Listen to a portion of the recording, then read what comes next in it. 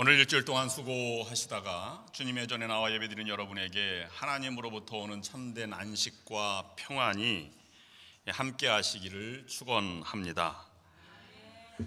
아무리 우리가 믿음으로 살아간다고 말을 하지만 세상에 나아가면 길을 펴지 못하고 살아가는 많은 문제들을 접하며 살아가게 됩니다. 또는 환경과 여러 어려움들에 갇혀 지내기도 합니다. 어떤 분들은 일에 지쳐 살아가기도 하고, 어떤 분들은 인간관계에 갇혀 살아가기도 하고, 또는 문화적 갈등, 또는 경제적인 어려움 속에 지내기도 합니다. 또 어떤 분들은 학업에 정신없이 살아가기도 하고, 또는 사업과 또는 언어의 문제 때문에 갇혀 지내게 되기도 합니다. 삶의 여러 문제들 속에 갇혀 살아가는 여러분들에게 억울한 자를 풀어주시고 갇힌 자를 해방하시고 또 해방의 은총을 주신 하나님의 은총이 여러분에게 함께 하셔서 자유롭고 평화로운 진정한 안식과 평안을 누리는 여러분들이 삶이 되시기를 다시 한번 기도드립니다.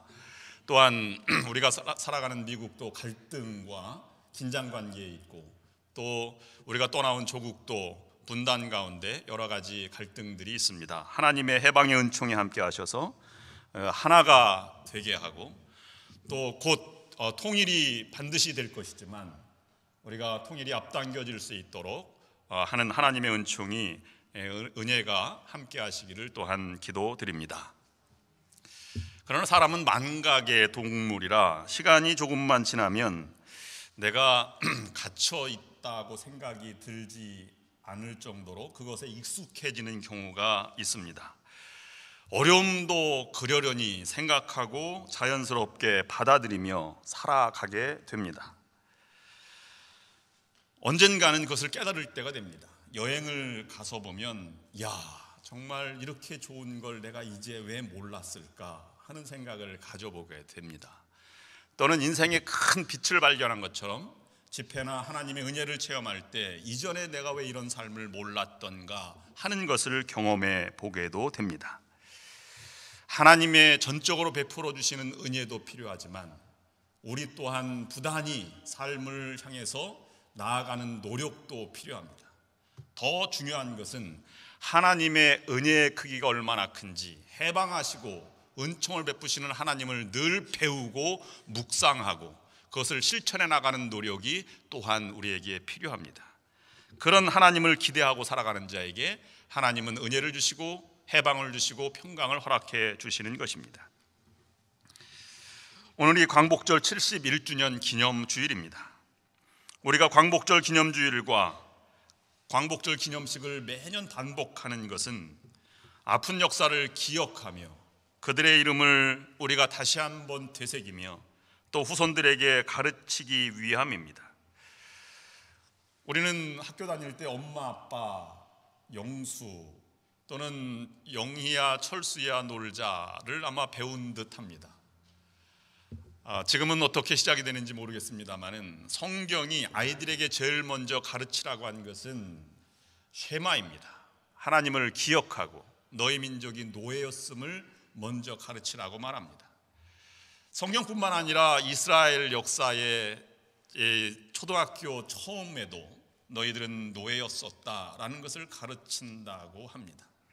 그만큼 민족의식과 민족교육이 철저하게 진행되고 있는 것입니다. 그것은 수천 년부터 내려온 것이기에 70년간 한 세대, 두 세대, 세 세대를 거쳐 3대 또는 4대가 바벨론 포로 바벨로니아에서 살고 있었는데 고레스 칙령에 의해서 귀환 명령을 내렸을 때 자발적으로 참여한 인원이 5만 명 정도 되어서 3차에 걸쳐서 예루살렘 유대 땅으로 돌아올 수 있었던 것은 그와 같은 교육이 없었다면 결코 자발적으로 돌아올 수 없었을 것입니다.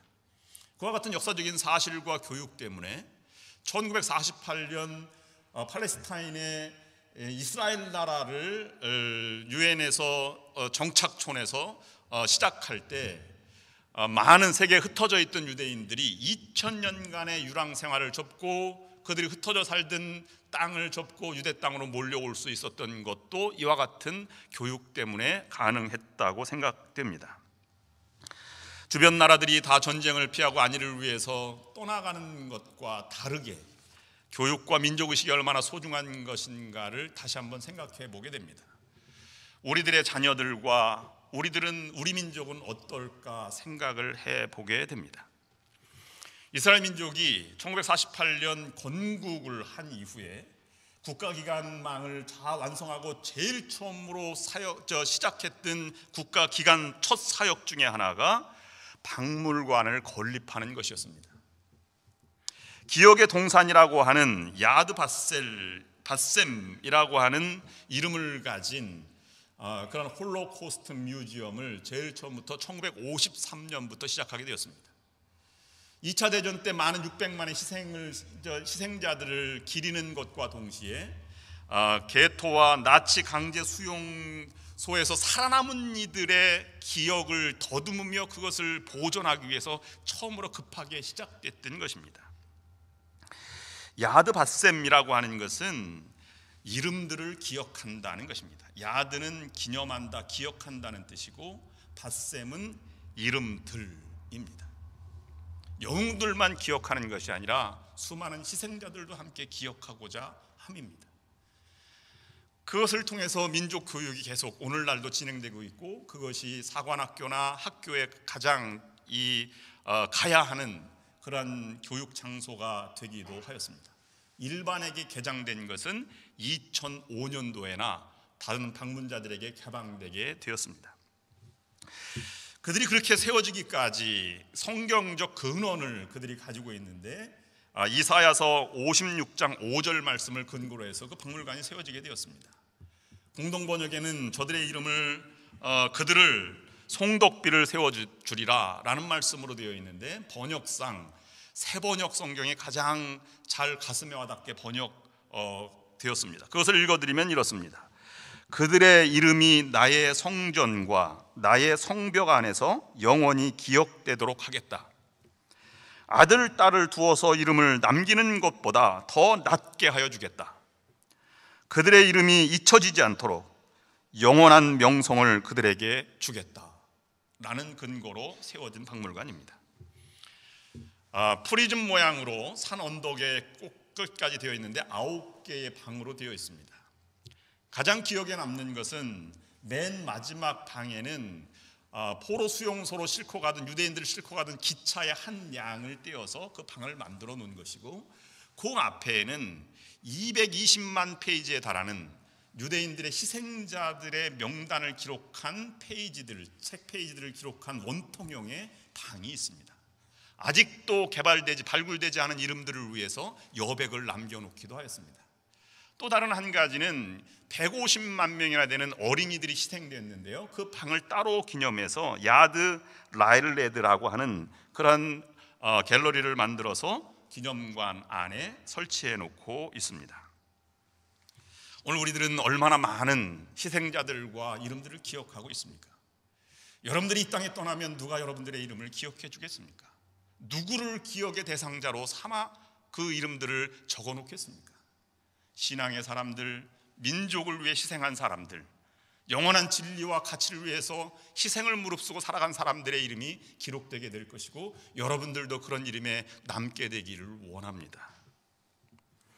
오늘 우리 교회도 많은 역사가 있지만 그 이름들이 기억될 장소 또는 역사 기념관이나 박물관이 있어야 할 것입니다. 또한 이민자들의 처음 정착지였던 이 샌프란시스코도 그 이름들을 기억할 만한 박물관이 세워질 수 있기를 원합니다. 오늘은 일제치하에 갇혀있던 조국이 해방된 지 71번째 되는 날입니다. 암흑에서 또는 갇혀 있다가 해방된 날입니다. 그래서 자유의 빛, 해방의 빛을 맞이한 날이지요. 왜 암흑이라고 말할까요? 왜 갇혀 있었다고 말할까요? 거기에는 자유가 없고 민족이 없고 나라가 없고 언어와 문화를 잃어버렸기 때문일 것입니다. 일본은 35년 1개월, 정확히 날수로 따지면 12,771일 또는 의일사 늑약부터 시작하면 40년간의 세월을 점령하였습니다. 그들은 언어를 빼앗았습니다. 또는 물질도 어린아이까지 먹을 것까지 다 빼앗아서 군수물자를 제공하기도 하였습니다. 그 당시에 대한민국 조선의 평균 연령이 44살이었고 유아 사망률은 세계 2위였다고 합니다. 물론 전쟁 때문에 이런 평균 연령이 많이 낮아지기도 한 것입니다. 수치로 보면 1945년도 해방되던 해에 한글을 모르는 사람 문맹률이 77%고 한글을 읽을 줄 아는 사람들은 나이 든 사람들 뿐이었다고 합니다. 23%만 한글을 알았습니다. 그만큼 가정에서도 학교에서도 한글을 쓰지 못하게 하였고 또 그것 때문에 많은 어려움을 겪기도 한 것입니다. 1년이 지난 다음에 1946년도에 문맹률은 41%가 되었습니다. 59%가 한글을 깨우치게 된 것입니다. 2년 지난 다음에 1947년도에는 문맹률이 29%가 되었습니다. 70%가 한글을 읽고 쓸 수 있게 되었던 것입니다. 그만큼 한글의 소중함과 교육의 소중함을 일깨우게 된 것입니다. 1937년 7월에 소위 국민징용령을 공포해서 무력으로 강제징원을 시작했는데요. 저희 외할아버지도 강제징용 가서 사흘 내서 사시다가 나중에 집으로 돌아오시게 되었습니다. 가장이 없는 집의 살림은 얼마나 피폐했겠습니까? 그 당시에 강제징용된 사람의 숫자는 480만 명, 대부분의 장정들은 다 갔다고 보아도 과언이 아닐 것입니다. 일본 본토와 남양군 사할린 등지에서만 징용된 사람이 153만 명이었습니다. 나가노에 있는 대본영에서 수백 명이 집단 학살당했고 또 오키나와 열도에서도 2,000명이 동시에 학살당하는 그런 만행을 저지르기도 하였습니다. 1943년도에 종군 위안부가 시작이 되게 되는데 정신대가 시작이 된 것이죠. 동원된 사람의 숫자가 20만 명인데 동원된 나이는 12살부터 40살까지의 여인이었습니다. 12살이면 초등학교 5학년, 6학년 학생들일 것입니다. 우리 위안부 소녀상을 세운다고 모금을 하고 운동을 하는데 여러분들도 적극 동참해 주셔서 이 일이 잘 성사될 수 있도록 협력해 주시고 기도해 주시면 감사하겠습니다. 청년 강제 징집이 44년도에 실시가 되었는데 21만 명의 청년들이 징집되었습니다. 그 중에 살아남은 사람이 5만 명입니다. 나머지는 다 전사하였습니다. 죽어도 고향 땅 가족에게 전달되지 못했습니다. 왜냐하면 국가 기밀이라고 하는 것 때문에 생사조차 알 수 없게 된 것입니다. 그들은 모든 주권 빼앗기고 독재보다 더한 전제 정치를 시작하게 되어서 문화와 언어, 민족도 말살하고 종교도 말살하는 정책이 시작되게 된 것이지요. 그들의 만행은 하나님의 해방하시는 은총 가운데 계속 지속될 수가 없었습니다. 1945년 8월 6일 9시 15분에 나가사키에 최초로 원자폭탄이 투하되면서 일본은 이 전쟁이 끝나게 되었고 항복하게 되었습니다. 그것은 곧 오늘 성경 말씀 6절과 7절 여호와는 천지와 바다와 그 중에 만물을 지으시며 영원히 진실을 지키시며 억눌린 사람들을 위해 정의로 심판하시며 줄인 자들에게 먹을 것을 주시는 이시로다. 여호와께서는 갇힌 자들에게 자유를 주시는도다. 하나님의 해방의 은총이 세계에 그리고 조국 땅에 임하게 된 것입니다. 그런데 하나님의 은총으로만 그렇게 되었겠는가 하는 것입니다. 하나님의 은총이 임하기까지 그들은 더 수많은 그 뒤에서 노력했던 사람들이 있었습니다. 믿음의 선조들에 의해서 민족 정신이 계속 고치되게 되었고 그리고 나라가 세워지게 되었습니다. 만약 그들이 준비하지 않았다면 대한민국은 존재하지 못했을 것이고 출범하지 못했을 것입니다. 치하에서도 목숨 건 재건운동과 독립운동, 민족교육이 지속되게 되었고 그것은 교회를 중심으로 뻗어가게 되었습니다. 3.1운동이 성공할 수 있었던 가장 중요한 요인은 일제시대의 정보망에 걸리지 않는 그런 일반 국가의 조직망에 들어가지 않은 선교사들과 목회자들, 교회의 지도자들에 의해서 점주직처럼 진행되었기 때문에 3.1운동이 성공할 수 있었다고 역사학자들은 평가하고 있습니다. 그것이 나아가서 상해 임시정부로 되어서 대한민국의 건국의 시초가 되게 된 것이고, 그 정신을 이어받아서 오늘날의 10대 강국이 되었고 올림픽에서 10위 안에 드는 그런 강국이 되게 되었던 배경이 되게 된 것입니다. 하나님의 은총으로 해방을 맞이했지만 강건하게 만들고 부강하게 만드는 것은 선조들의 노력과 신앙인들과 애국정신으로 시작되게 된 것입니다. 한국의 감독 회장인 전용재 감독이 쓴 책이 하나 있습니다. 대한민국을 세운 위대한 감리교인들이라는 책입니다. 하나님의 은혜로 선교사들에 의해서 교육이 시작되었고, 그리고 많은 선교가 시작되었지만 감리교인들에 의해서 대한민국이 세워지기까지의 정신적인 과정을 이렇게 요약해서 5가지로 요약해 놓았습니다. 첫 번째로는 감리교회로부터 근대 교육이 시작되어서 민족 교육이 시작되게 되었다 하는 것을 지적하였습니다. 일본이 먼저 조선을 침략하고 50년 이상을 약탈을 감행하게 된 것은 그들의 이 전제 정치에 대한 교육 때문입니다. 40년 먼저 문호를 개방한 것 때문에 그들은 군수물자를 만들었고 군함을 만들었습니다. 총칼로 우리를 점령해 올 때 우리는 그저 아무것도 그들에게 할 수 없는 칼밖에 없었다고 하는 것입니다. 아펜젤러 선교사가 교육의 중요성을 알고 세운 학교가 우리 교우들이 많이 졸업한 배제학당 아니겠습니까? 그것을 통해서 계몽과 계화가 시작되게 되었고, 그 당시에 천지개벽할 일이 하나 있었는데, 여성들이 이름도 없이, 여성들은 업문을 배워서는 안 된다고 하는 것 속에서도 스크랜튼 여사는, 메리 스크랜튼 여사는 여성들도 하나님이 창조한 피조물이고 교육의 권리가 있어야 하겠다라고 생각해서 여성교육을 처음으로 시작을 하였습니다. 정동에 여학당을 세웠는데 1887년에 명성황후가 이름을 하사했습니다. 그것이 이화학당입니다. 두 번째로는 감리교회는 의료 선교를, 의료 분야에 큰 영향을 미쳤습니다.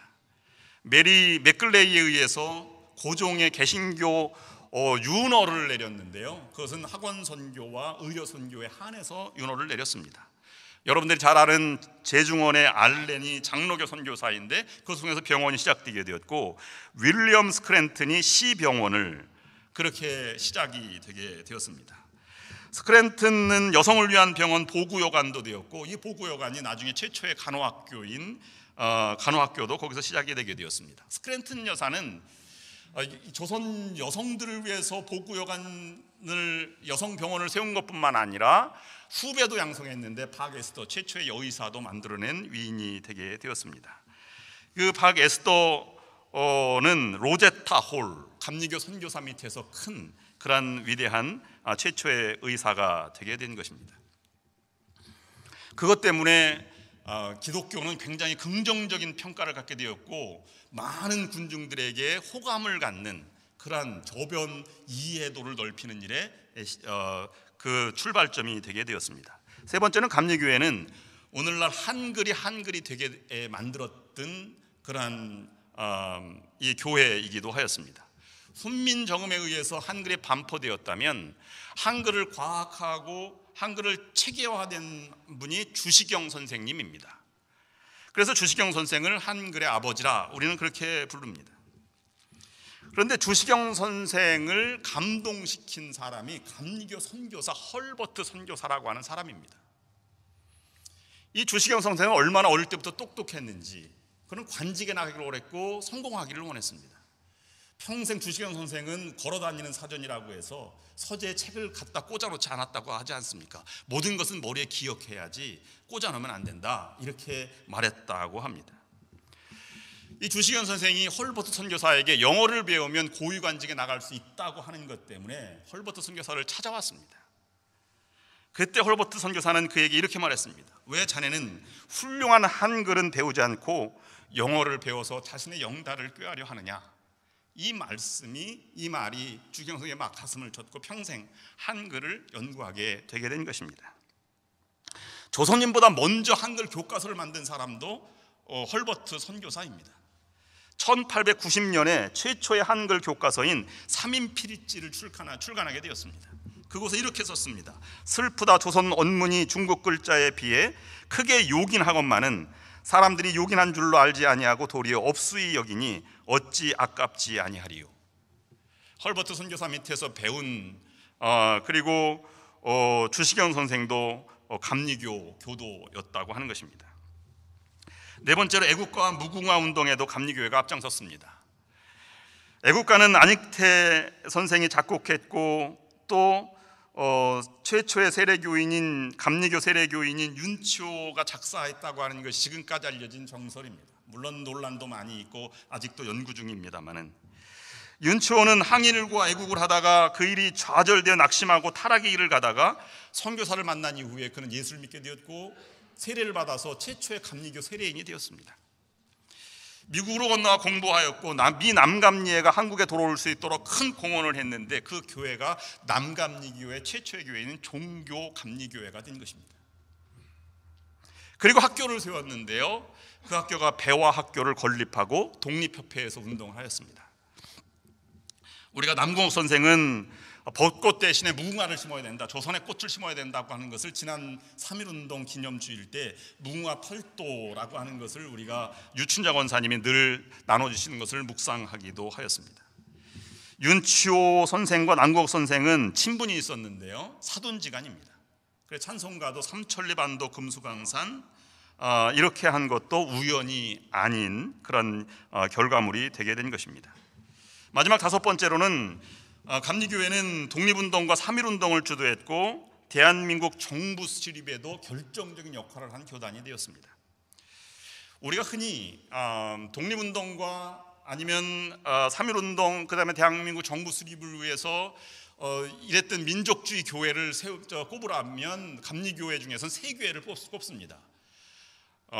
이승만과 아펜젤러가 중심이 되어서 교육을 하였던 정동감리교회, 그 다음에 윤치호를 중심으로 해서 독립협회를 운영했던 종교감리교회, 그 다음에 전덕기를 중심으로 해서 스크랜튼 후예가 되어서 가난한 자들의 아버지로 불렸던 전덕기를 중심으로 해서 세워졌던 상동교회를 먼저 지적을 합니다.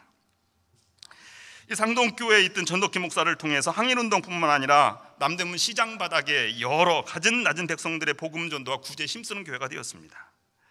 상동교회는 독립운동의 발원지가 되게 되었고, 그 다음에 교회 내 청년신앙단체가 이 상동청년회라고 하는 것을 통해서 전덕기 목사를 중심으로 해서 구구운동을 벌이게 되었습니다. 을사보호조약 구구기도회 또는 독수궁합 조약 무효 상소운동을 펼쳐지기도 하였습니다. 또한 비밀결사대인 신민회를 1906년도 안창호 선생이 귀국한 이후에 조직하게 되었는데 그곳에서 나오게 된 것입니다. 조선총독부에서 나온 보고서에도 상동교회 및 전덕기 상동청년회는 조선 독립운동의 근원지라고 발표하기도 하였습니다. 물론 이승만 대통령도 감리교회로 처음에 기독교만이 나라를 바로 세울 수 있다고 하는 기치로 변화된 이후에 그런 나아가게 된 것입니다.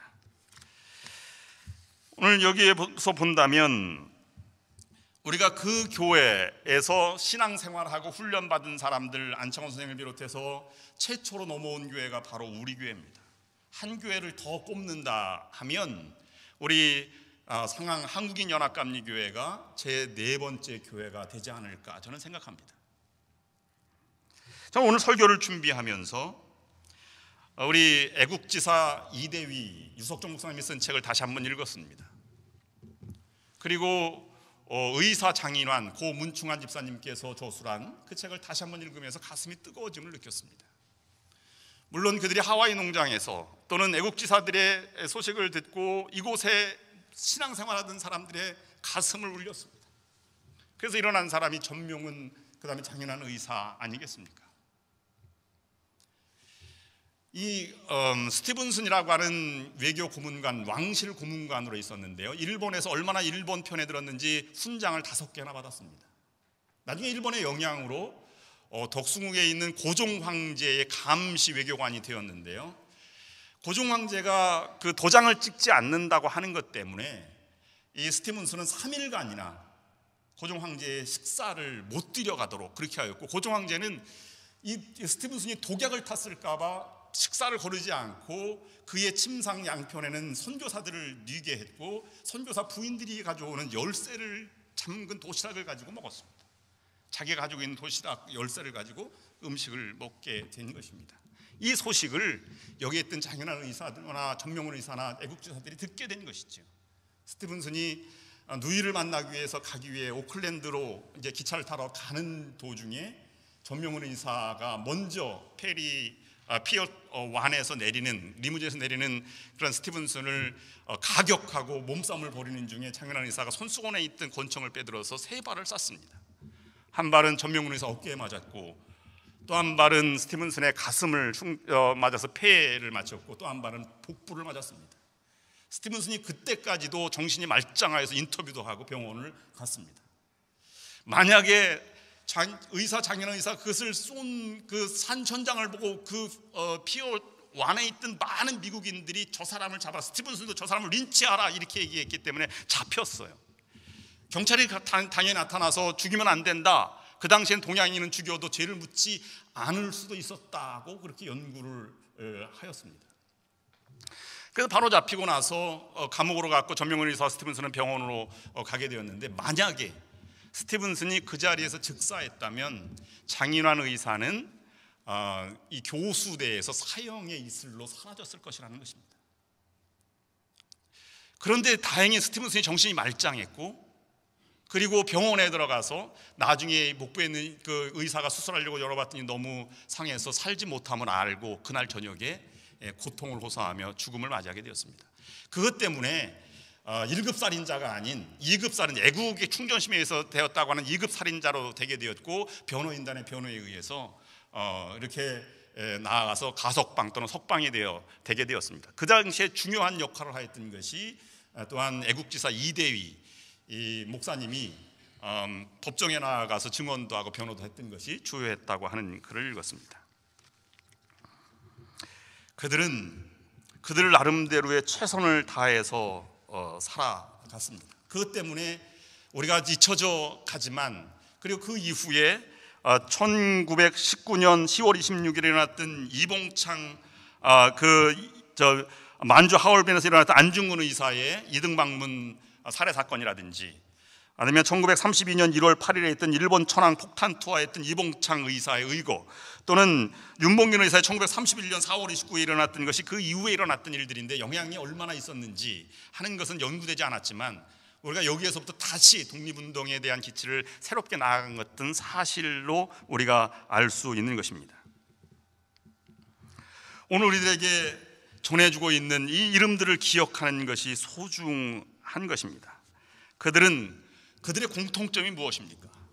그들은 모두 고난과 역경의 삶을 살았다는 것이고, 그리고 영웅들은 스스로 영웅이라고 생각하지 않고 후세에 그의 이름들을 기억하는 것으로 남고, 자신의 가치 있다고 생각하는 것을 끝까지 죽음의 자리까지 지키고 그것을 나아갔다고 하는 것이 우리에게 큰 감동을 주는 것입니다.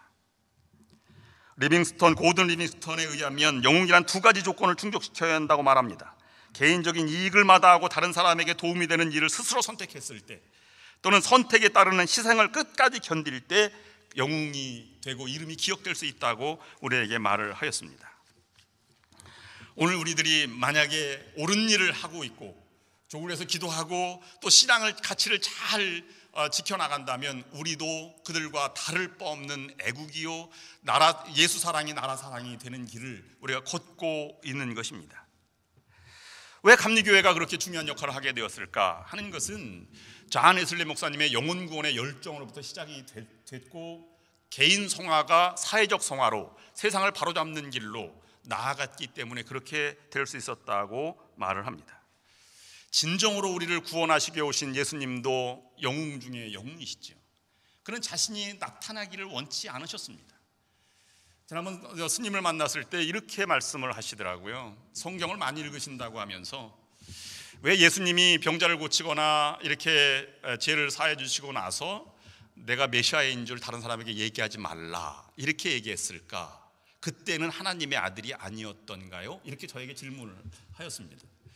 그래서 제가 그것이 그 메시아적 비밀이라고 신학에서 배우긴 하는데요, 스님이 그것을 아시려면 신학교 들어가서 배우고 목사가 되면 알 수 있습니다. 저는 그렇게 얘기를 했습니다. 예수님은 구세주, 메시아 이런 개념보다도 해야 할 일이 먼저 앞선 것이죠. 당연히 해야 할 일을 한 것뿐이라. 그것 때문에 메시아가 되는 건 아니니까 말이죠. 애국 지사들, 신앙의 사람들은 바로 그것입니다. 해야 할 일을 정해놓고 그것이 옳은 일이면 그 일을 해나가고 끊임없이 희생도 각오하고 그 일을 걸어가는 일입니다. 우리는 그런 길을 걸어가야 하고, 우리는 그런 이름들을 기억해야 하는 것이 오늘 우리가 묵상해 나가고자 하는, 해방하시는 하나님 앞에 살아가는 우리 존재가 되어야 할 것입니다. 잊혀져가는 이름들을 기억하면서 우리의 신앙을 다시 되새겨서 우리 교회가 새롭게 이 땅에 평화를 심고 또 조국의 안녕과 평화를 이루고 우리 이 지역사회를 일깨우는 그런 교회 사명을 늘 감당하는 우리 상하한국연합 감리교회가 될 수 있기를 주님의 이름으로 축원합니다.